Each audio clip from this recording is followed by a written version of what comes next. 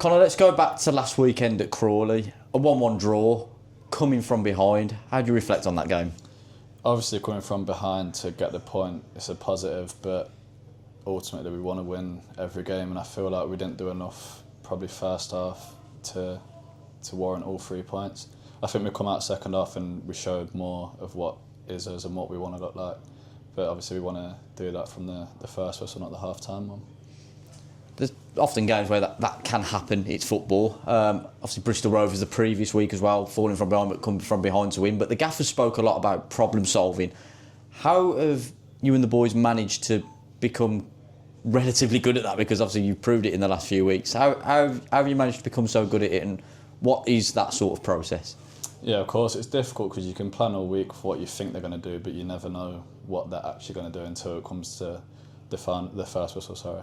So I feel like we've got a bit better at it, but we can still improve. And I feel like it just comes down to things like communication and just helping the man next to you, just talking things through to solve the problems that we might be coming up with that are different to what we've planned for.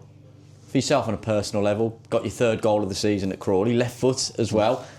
Firstly, how pleased were you with that goal? Yeah, I'm buzzing, especially after the Accrington one a few weeks before where I fell over. So yeah, it was a nice little confidence boost, and getting goals was a big thing for me this year to improve on. Obviously, getting 0 last year I wasn't pleased with, so to get the first 3 like quite early on, it's been a big confidence boost for me, and hopefully it continues. You after the club golden boot or something? You know, you're right up there at the moment. Yeah, no, I don't think I'll go that far, but I'll take as many as I can. Is that? It sounds like it was when you're about to come back for pre-season, you have a list of aspirations. Goals sounds like it was near the top of it. So what did you do over the summer or, you know, over the early months to really improve that side of your game? Maybe just reflecting at the positions I was getting myself in, trying to like mix my game up a little bit instead of always going outside, to try and come inside a little bit more and create different opportunities for myself, and also make it a bit more unpredictable rather than like a defender knowing I'm going down the line sort of thing, just mixing my play up a little bit. And the same way when the ball's on the other side getting crossed in, just trying to get around the back and be in positions where the ball might fall, which obviously happened with the Barrett goal.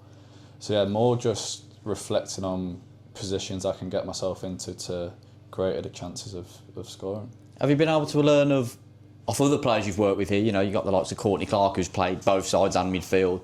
Nathan Asimwe last year as well, he was someone who was quite unpredictable in his play. So have you managed to learn off them when they've been here as well? Yeah, of course. I feel like we all learn off each other in a way, because we all like pose different strengths and different weaknesses. So we all sort of help each other, if that makes sense. So yeah, like Court's coming in, and obviously he's a different sort of player to me. He's probably a bit more technical, a bit more skillful.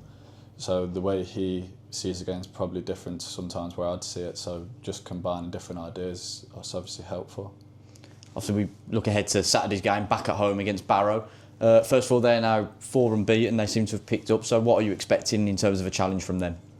Yeah, obviously they're in a good run of form themselves, and like I've said before, every game in League Two's a challenging one. They all pose different strengths and weaknesses. So obviously we've planned for what we think they're going to do this week, but obviously we don't know exactly until we get there on Saturday. So it could be a case of problem solving, but we've just got to make sure that we're in our best place, best prepared to do what we do to get our stamp on the game. On a final note, the club have put on a £10 tickets offer for fans this weekend. Crowd's already looking fantastic. I think around the 7,000 mark, and that's still climbing. So how important is having that backing, and how great is it the club can put these types of offers on? Yeah, it's massive. There's nothing like a packed Bescot when it's loud and lively, and they really do help us through, and I hope they all know that. So yeah, hopefully it'll be a nice day for all.